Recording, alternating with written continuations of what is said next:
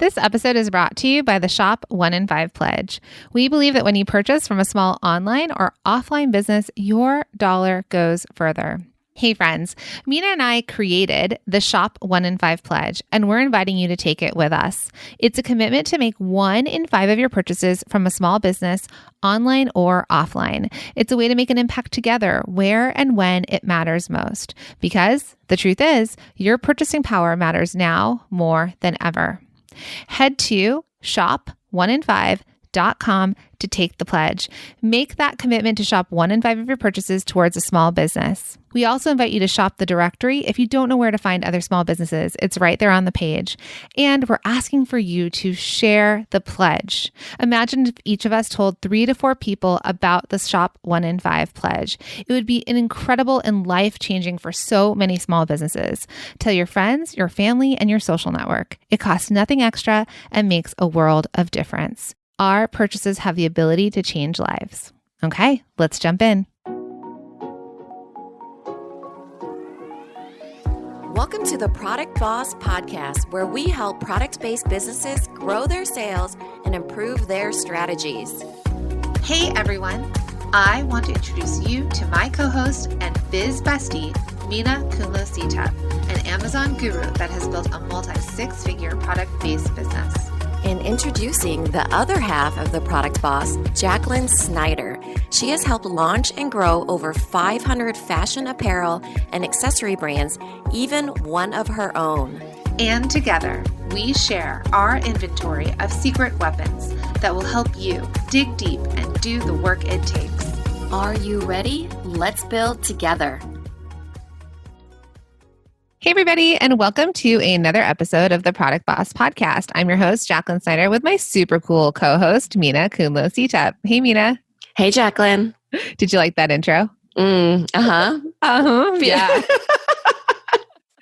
She's like, please stop introducing me.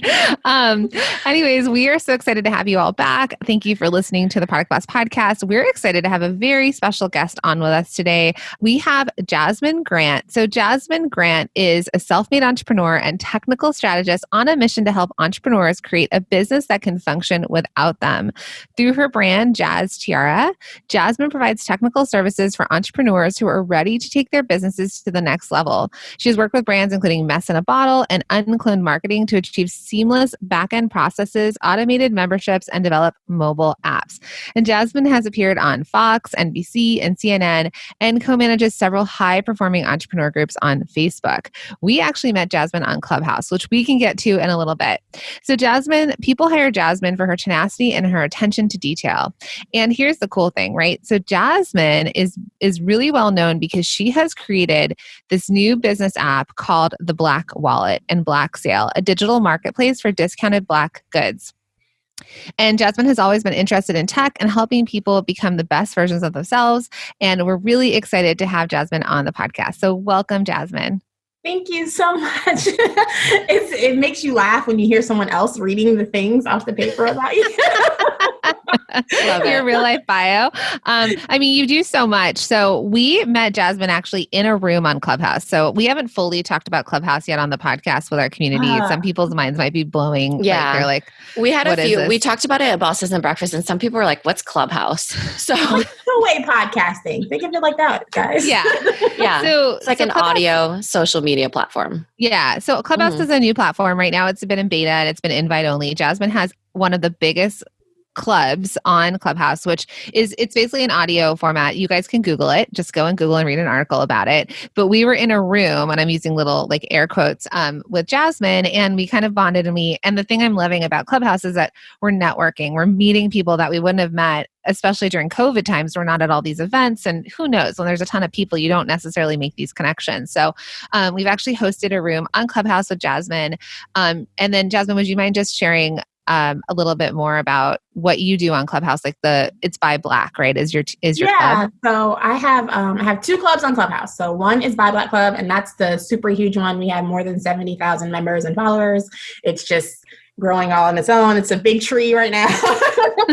But yeah, so I host a lot of rooms on Clubhouse, honestly, to support Black businesses and to support the Black community. And bunch of different ways, but the favorite group or meeting that everyone really loves the most is business showers.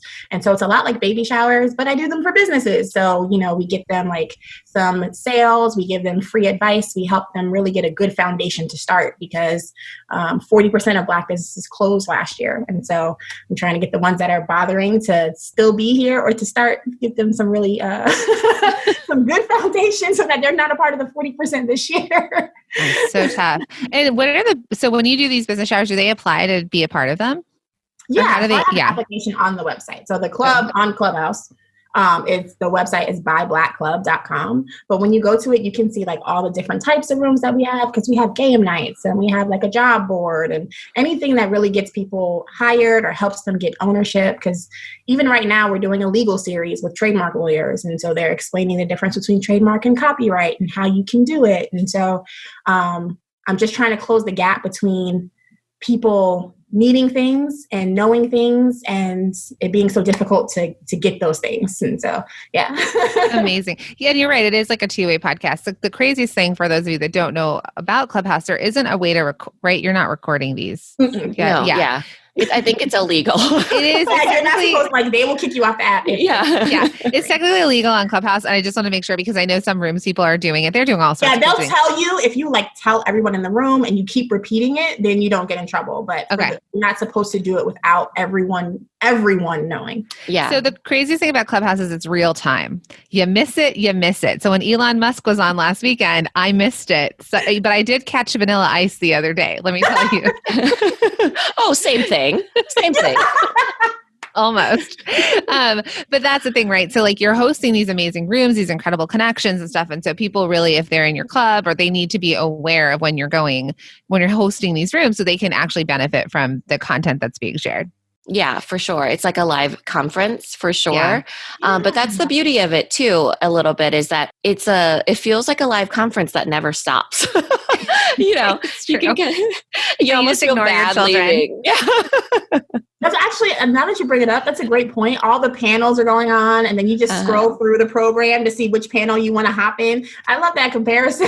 Yeah, but it never stops. So you don't get to go for 3 days and then come down from it and be like, okay, I'm going to implement some of the stuff I learned. It's just like, okay, moving on. And no one takes commercial breaks. So if it lasts for 5 hours, it lasts for 5 hours. I hosted a room for, I think, 5.5 hours one night. And I couldn't get off because cooler and cooler people like Tony Robbins popped into the room. And I was like, out of here. Yeah, and he came and we went. And then Lewis Howes, I ended up having him on stage. Guy? Blue cardigan. Oh, Adam Rose, the blue cardigan guy from TikTok. Oh, wow. So he had come in the room. Now we're friends, and some professional hocky player on Clubhouse, not on Instagram or but on Clubhouse. And so professional hockey player hears this. But that was the craziest thing. I was like, I looked at my husband. He's like falling asleep in the bed. I'm like, I cannot get off this Clubhouse right now. It's pretty cool, especially for an extrovert that like I get energy from other people, and so I'm like a energy vampire. No, but it amps me up. So I really do like the platform for that. But this isn't about Clubhouse. That's just how we met. So, so let's talk a little bit about you and your business, Jazz Tiara, and sort of what you do for entrepreneurs and how you can help, other product businesses. Yeah, so my business is Jazz Tiara. For anybody who's wondering, Tiara is my middle name. And so it's just, I couldn't stick with Jasmine Tiara because it was taken on Instagram. Really? So I just shortened my name. Yes. And I was like, oh, man. So it was taken. But so I go by Jazz Tiara for public reasons. And but I do the back end automation for entrepreneurs. I have been a tech person my entire life. I got it from my dad. He's been a networker his entire life. And so I've been able to type since I was like 4. It's crazy. And so I help with any of the software or the technology you need in your business. And so if you're a product-based business, I can help you with your email marketing, your operations management. If you are a service-based business, I really help you with your CRM system and making sure that everything goes from A to Z pretty seamlessly. I got here because I started doing websites, and then I transitioned into apps because I wanted to make my own app, Black Wallet, and I couldn't afford like the $50,000 price tag. So I did it myself. And then in talking to so many business owners, they all had a lot of similar problems. And so that's how I got into this space, helping them automate and get tech in their business so they're not struggling and overwhelmed. So I love that you specified what you did for product versus service, because there is really a big difference. What are some of the things that you do for product-based businesses? Let's get a little bit deeper into that, because even before the call, you were telling about some of the sync ups that you kind of work with as far as software and things like that. And I guess for me, before you kind of just, what do you see as like the biggest problems when like product-based businesses come to you that you then the service that you provide? Like, because I'm sure there's a lot of our, listeners right now that are feeling like they have nothing in the back end that's organized. They're like, I need systems and I don't even know what I don't even know. The number one problem, and the people look at me like, what? You're the tech person. The number one problem is nobody has written anything down. So they can't get help. Like let's say you're a candle business, you're pouring all these candles yourself. You've never written how much wax goes into each candle. You've never written like where you stop the line, how long the wick has to be glued. You've never written any of that stuff down. And so you can't hire help because you can't tell them what you do. So that's the number one problem. And then they try to jump to software to help fix it, but the software is going to ask you the same thing. What do you do? And so if you haven't taken the time to think about what you do, then you can't do any of the other things. Right. Oh, so for sure. I think people's minds are blown. They're like, you're right. I've never written anything. Yeah. When we start talking to people about standard operating procedures and how they should be repeatable and simple and what, just it's a matter of just what the process is. And they do write it down. They actually realize how much time they waste too. And then what they could delegate, right? Because at that time they're trying to do it all because they're like, oh, I'm the only one that can do it. They realize they are not the only ones that can do it because they put it down on paper and it can be taught and illustrated in a way that somebody else can do it instead. So I love that because it can be very simple. I think people have that complexity to it in their own mind of, oh, it's just as simple as writing it down. Like who would have thought? Yep. And then the other thing that this leads to that I think a lot of entrepreneurs aren't even recognizing, a lot of us have anxiety. And even though we don't see it, we don't know that we're so deep in it. And once they start writing it down, they start having that anxiety go so far down. And then they're like, oh my gosh, I can't believe I was that anxious and I was that stressed. And all it took was getting it out of my head. Yes, because once you put it down and you see that you've been doing 5,000 things, but you've been keeping all 5,000 of those things in your mind, then you realize why you always felt like you were going crazy, because you were. Yeah, your brain cannot hold all of this. Yeah, I try to tell people like Harry Potter had like the best idea when he used to take a little silver thing and put it in the pot so you could see memories. That was my favorite part of the whole series because that's so true. Take it out. And that's what writing it down is, right? Yeah. That's what Jack and I always say. We're like, well, when we remember one thing, another thing just pops right out of our heads. Yeah. So when we try to remember names of people sometimes, we're like, oh my goodness, there's only so much a brain can take, Mm-hmm. So they come to you and so then you help them kind of systemize or create organization. So, hey, Jasmine, I'm a candle company. I've never tracked anything. Exactly. And so once we get it out of your head, what you do, then we'll go to like a project management tool. My favorite project management tool is ClickUp. It's just the bee's knees. And then that will help you to get everything organized and you can plan out other things. So if you want to plan out newsletters or plan out your sales for your emails and move those to Klaviyo, you have them already scheduled and planned in ClickUp so you can get them over to Klaviyo. And then anyone on your team, whether you hire or fire or transition or sell, whatever it is that you do with your business, the next person that comes along can see those same things, and then your audience is never confused because everyone's doing the same thing all the time. We're all rowing in the same direction. Yep. Mm-hmm. Yeah, that's definitely something that we've seen. And we see that especially with our masterminders tend to have, they're either making their first hire or they have multiple team members. And there's so many times where you have these solopreneurs where they're doing everything, they've done everything, they kind of become the bottleneck. And we've been talking to them about what's their first hire. And their first hire might be fulfillment. for example, it's an easy actionable thing to teach. There's systems, there's processes, write it down. And it's something where the person doesn't have to have some sort of skill set to fulfill and ship for you. But it still does take writing things down, having people go in the same direction. We can't have people working on 18 different projects at once. There has to be a common goal. Exactly. Right. And so I think that is the thing that is missing from a lot of entrepreneurs, being able to really achieve those big paydays they keep hearing everyone else talk about. It's getting everything written down. It's getting it all into a system/software so everyone on your team can communicate together, and then it's letting it go. Letting them do their job. Yeah. Yeah, for sure. I think they finally figure out what their capacity is, because a lot of times they're like, oh, I don't know how to price this because I don't know how many I'm making in an hour, or I don't know what to divide this by, and what is my average. And it's, they have this fear of numbers and tracking because of that, because it feels like it's this big deep dive into so many things. But really, it's just tracking what you do and starting with that. Yeah, once you put it down, like, you would be amazed how many people start the conversation, but they can't say what their cost per unit is. That's one of the most important numbers you should know. You should know how much your stuff costs, because how are you charging people and you don't know how much the thing costs itself? So I think it's just, once you get it, and I know I've said it like 4 times, but once you get it out of your head, all of the other things that also seem so overwhelming aren't so overwhelming, because you have everything organized and it's all in a system, and you can look at it all with a click of a button. Well, a couple buttons, but yeah. So many buttons, but still they're very organized. But I love that. So that's how you're helping them kind of work through their processes, getting them organized, really taking their business to the next level in a way of organizing their thoughts and what they could do as a team. And then what else do you work with them on? Is it the systems as well as, you said, emails, right? Or is that you're setting up the... Yeah, so I will help them set up their email marketing as well, like Klaviyo. And I will say this, I work in 2 email systems.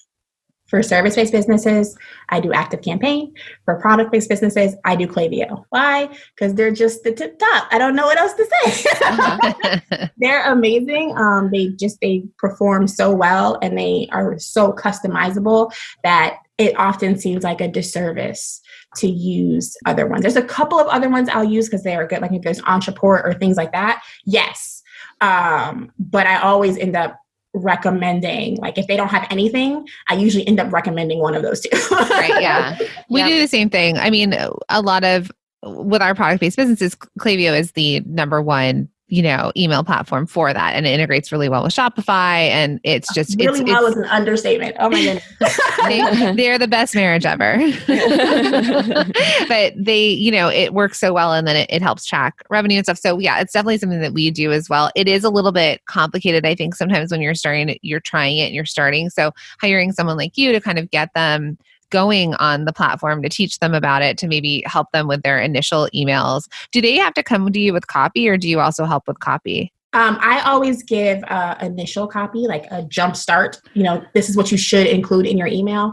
Yeah. But I always also tell people I'm not a copywriter. Yeah. And so if you have personality, especially if you have a really specific brand voice, you should have a copywriter to come through and take everything away. But I do always initiate the conversation. You will have words in the email. So what would you say, because I want to transition to the Black Wallet, but what would you say is like the number one tip from your organized mind that you could give to our product-based business owners right now? The number one tip. Or any tip. It doesn't have to be number one. It could be 15. Put you on the spot. Number 125. Yeah, I honestly think that the number one tip is that everyone thinks that their business should run just like the person next to them. A lot of times they're like, hey, my best friend uses this, and this. And I try to explain to them that she uses that because that works for her. You have to figure out what works for you, and you should really talk through like what you want and how you want to work, so that you can actually build things around you and your product and your business, not around somebody else's stuff. There's experts are experts, so they can recommend what's worked for them, and they can recommend, if they're an expert, they can recommend, what's worked for everyone, but they can't recommend what works for you if you don't know what's going to work for you. So, yeah. I love that. Perfect. Yeah. Especially being a partnership, right? When we have certain things, we have to both like the processes and like the systems that we're using. So we can both understand it, especially since our brains work differently. All right. So the Black Wallet, which I think is incredible. So one, thank you for building this, learning how to build apps and building this for everybody to use. It's incredible. So the Black Wallet is a digital directory center for Black entrepreneurs and their businesses. And again, you've pulled them all together. It's amazing. And it exists to promote, educate, and inspire Black businesses, their owners, and the Black community at large, as well as, it's an online directory and a mobile app. And when I signed up for it, it was like, it knew my location and it gave me the closest places of people that have registered for the Black Wallet. So would you mind just telling us a little bit more about that? Yeah, so it started because I wanted to buy a t-shirt from a Black business. Like it was about Black people. So I was like, I should buy this from a Black business. And I went to go look. And when I went to look in 2016, there were only, I think, like two Black business directory apps in the store. And neither of them, one had like no businesses in it. And then the other one it was really hard to navigate and I didn't really like it. And so I was like, you know what? I wonder if I can do this. I started calling around. I started getting estimates. The cheapest estimate I got was $41,000. Yeah, I believe it. In my 20s. No, I don't know. In my 30s or 40s. No. I just didn't have $40,000. And so I was like, well, I wonder how hard it could be for me to do it myself. I spent the whole next year doing it myself. And then so I published in the Google Play Store in August 2017. And I published in the Apple Store in February or March of 2018. And so we've been rocking it out ever since. Everyone else shares it. Like this in 2020, this past year, we were used 500,000 times. And so I just been telling people like, thank you. Wow. It's amazing. And then how many businesses do you have on there in the app or directory? We have over 4,000 right now. And the thing I've been focusing on this year, because before I was being that person and I was doing it all myself. Well, when you can build apps, And so now I'm not the person who's putting them in anymore. And so my 4,000 might like really be outdated because we've been adding, I know this month we added like another 500-600. And so we will see what the numbers are. But my goal is to cross the 10,000 mark, because if I cross the 10,000 mark, I am officially by far the largest Black business directory. So, wow. I love it. Amazing. So I what I really like about the app is that you could shop local businesses, but also online businesses. So any of our Black-owned businesses that are out there, you can apply, right? So it's free to become a part of the directory. And then there's other opportunities for them to be a part of blogs and features, right? Yep. So that you can just fill out the information. It is a quick form. It takes a couple of minutes. You just have to put like your business and your business address. If you're, in person, if you're brick and mortar, if you're online, just give us your website, give us your social media addresses and some pictures, and you're good to go. It's very, very simple. I'm trying to make this easy so that we can support you. So just go click the button, type in information. Where do they go? Is there a URL? Oh, yeah, there's if you're going to do it on online, then you can go to theblakwallet.com/submit a business. Okay. If you're going to do it in the app, just open the app and then there's a big button that says submit a business on the homepage and you can click the button. And so either way, it's the same form. All I do is once you submit the information, I review it. Like I'll go look at you to make sure you are who you say you are, or there's like some kind of real presence or something like that. I just don't want any spammers getting in the directory. I do verify. And then, we take off from there. So is there a percentage? Because I know that we have partnerships. There's like husband-wife teams out there that like the husband might be Black, the wife, isn't. Is there a percentage of who or how they can get listed? It has to be 50% or more. So if it's a husband and a wife, I need the husband or the wife. If it's 3 of you guys, I need 2 out of 3. So just pre-asking that question for them so they can do it. Yeah, this is amazing. So let's talk about the impact. So let's talk about supporting Black businesses and the impact that could have, because we support small business owners, right? We're really trying, whether they're online or offline. That's our goal, especially with our, we have our shop. We have a shop 1 in 5 pledge. So we're asking people to make 1 in 5 of their purchases from a small business, online or offline. Thank you. And then we're trying to bring awareness to it. And so we have the shop 1 in 5 pledge. And in return, we created our directory, which we were telling you about, because one, we saw that small businesses, especially in 2020, needed to have eyes, right? They needed to know that they existed. So many small businesses were closing and going out of business.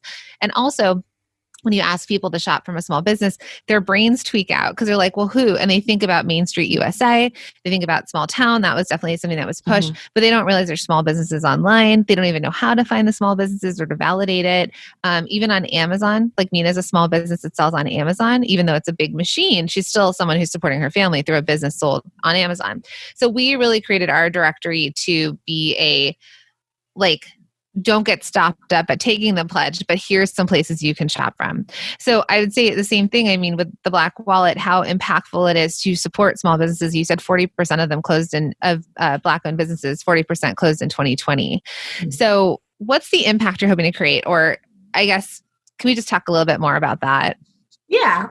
And so I'm going to approach it from a couple of different perspectives. Yes, please. So one perspective is, if anyone is not aware, the Black population we're the biggest consumers in the country. So if we have more money, you get more money because we spend money. So that's one aspect. We want to support Black businesses and Black business owners because they recycle that money back into the economy, and that benefits everybody.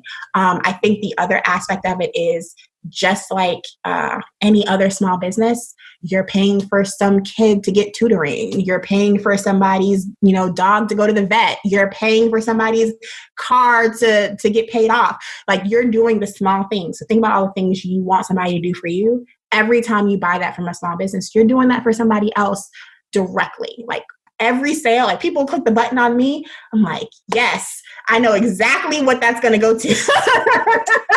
And so I want people to be inspired. Like, that feeling, it's more than just $1. You are spreading a feeling. And I think that feeling matters. I think we're complete kindreds. We speak the same way. We definitely are passionate about the exact same thing. It really is about, what is it we say? Your purchasing power makes a big difference. It's literally, you are impacting somebody's life. And that person that you're usually impacting, the small business, the Black-owned business, is the biggest contributor to their local economy, to their national economy, that leads to the global economy. And it really is important because that's the domino effect that happens. You're really, like you said, reinvesting in what's around you and that family. And it is a beautiful message. And the small business and the Black-owned businesses are really the story of right now too, right? People want to get behind small businesses and Black-owned businesses. They want to shop from you. And I love that you've created a directory to make it easy because, like Jacqueline said, it is quite hard. I think that when I talk to my family members about it, they're like, oh, well, what do I go on Etsy? They can't, they don't know where to go. So now they can just download this app on their phone and they can know that they're making a difference with intention. Really. Exactly. I want it to be that we don't have to struggle to do what's quote unquote better. Yeah. I think it needs to just be plain and simple and be out there. The same way I can walk to Target and get something, I want you to be able to sit in your house and open the app and get something too. I love Target. I love TJ Maxx. They're also not hurting when I don't buy my toothbrush from them. Again, kindred spirits over here now. I really miss my weekends at TJ Maxx, just strolling around buying things I don't need. Walks around Home Goods and just like, oh, what's new? I'm like, knowing I'm not going to buy a single thing. I just want to walk around. Yeah. Oh, maybe I will buy that new chair. Yeah. That's exactly why Jacqueline and I came up with the 1 in 5, because realistically, when people are out in the real world, what can they really do? Could they be doing all small businesses? We hope, but realistically, it probably will be at least one purchase. So it'd be like TJ Maxx, Target, small business, and then local coffee shop. That would be an example of like a Saturday out, on the town. I imagine my drive like to where I live in New Jersey. I imagine it where TJ Maxx, Target, and Home Goods are all in the same shopping center, and there's a Starbucks on the way, right? So then, but I do know that there's this little sort of shop, like consignment shop, that has kids' toys and things like that. So then in my brain, because in certain areas that you live in, there's not as many small businesses, or maybe I buy from a local restaurant for lunch instead of going to another chain place, a drive like Panera or something. So I would love for all of you as you're listening to, one, bring awareness to small businesses, but also because Jasmine has created this app that makes it so easy. Go to the App Store, download the Black Wallet, and start to make choices in that way too. So because again, I pulled it up and there's a bunch of places around where I live based on, locations of Black-owned businesses. So if there's something you need, make it a habit to go and look at that app first and say, ooh, can I get what I need locally? Based on this, it'll open your minds to like a new business that you didn't even know that you could support, or vice versa. You do have like the whole online listing. So again, same thing. You want to buy candles or apparel, you can go and you can look up these things on the Black Wallet. And I think it's going to take awareness around it to take action, and eventually it will become kind of second nature, right? You're like, ooh, I'm going to go check out small businesses first. I'm going to check out some Black-owned businesses, perhaps, Product Boss businesses, or ones that you start to know or aware of. You start talking to your friends, you talk to your neighbors, talk about small businesses that you want to support. And still, we're Jasmine and us, we're still going to TJ Maxx and Target. We're still living our lives. What we're just telling you to do is a little bit of replacement. I think that also, you brought up a really great point. I know it's like so long ago, but can we all remember a time where Amazon didn't exist? Oh, like you had to try Amazon for the first time. You had to try Amazon for the first time, and then now it's a habit and you can't live without it, right? Mm-hmm. I want us to think about buying local that same way. Like it was a first step, and then, now it's a habit for you and it's something that you do regularly without even thinking about it. Especially, I like the feeling like when I go to local places, they know me. Mm-hmm. Like, you know how cool that is when you walk in a store, you feel like a boss. Like, they're like, hey, you want your usual, or you want this thing, or, how's your daughter? And I love that feeling. Mm-hmm. And I think that a lot more people, once they start experiencing it, they'll realize why it's important, because that's a real family you're connecting to when you open the door and, walk up to the counter. So I think I mean, at my local sushi place, that was one of the first places that we started eating out at again during the pandemic. And then we would get so many good free rolls from them. And I was like, ooh, there's a bonus to them knowing. They show their love through food. Asian people do. You know what's so funny about? Jewish people too. My mom passed like 4 years ago.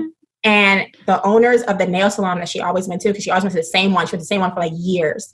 They actually came to her funeral. They gave me gifts. Like and what's crazy is I didn't even tell them. They happened to see a different family member of mine they were next to Publix, a different family of mine at Publix, and asked them where my mom was. Oh. Because they were like, we haven't seen her. Like, I'm sure she was such a presence. That's why. Yeah, she just so happened to miss her appointment that she had. She had an appointment scheduled 2 days after she died. And so they just happened to see a family member like, is she okay? Because she missed her appointment. She never misses her appointment. And, then they were told and they came. And I was like, that's local business shopping. That is, you make your mark, right? It's like, a legacy of sorts, right? The people that you impact are the ones that you really leave a footprint of the impact that you make. So the supporting them is really a big deal. We have a small business yesterday. I saw her post on Instagram. So she joined, we have a course and she joined Multi-Stream Machine. And she actually posted we had a live call. And after that, she posted it and thanked her customers for supporting her so that she could reinvest in her business with this course.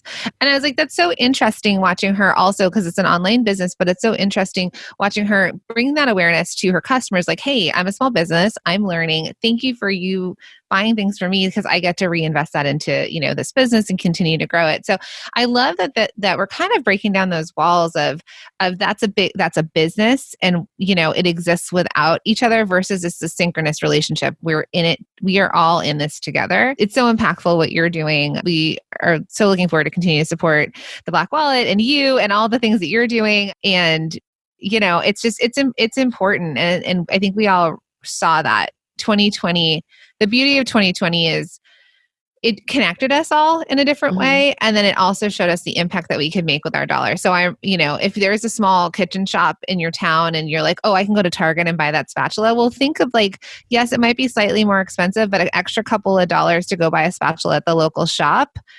If you can think of it in a different way and be like, I'm impacting that, maybe that's helping, their kids go to college or to put food on their table or whatever, then that $2 isn't going to feel as significant for you to have to drive to a big box store. So making small decisions like that. And I agree. Building community. And I think, from a local standpoint, we think of building community by just making sure that we visit and we show up. And I also think that for product-based business owners, you can do that really well in your emails. Like, hey, this is what our warehouse looks like. Or, hey, this is how long it takes me to make a candle. Like, just do one of those speed reels and send that in your email. Like, we love knowing who you are. Even though this was trending before, 2020 and 2021 has really brought it out. We want the authenticity behind the brand. We want to know who's making our stuff. We want to know who's doing what. We care about the social impact. And so just tell people who you are. We truly are kindreds. Would you like to be the third podcast host on this podcast? You literally read my mind before I said the words. I was just going to say that the flip side of that is that our business owners have to put themselves out there. This is something that I really opened my eyes to when I became a podcast host unknowingly.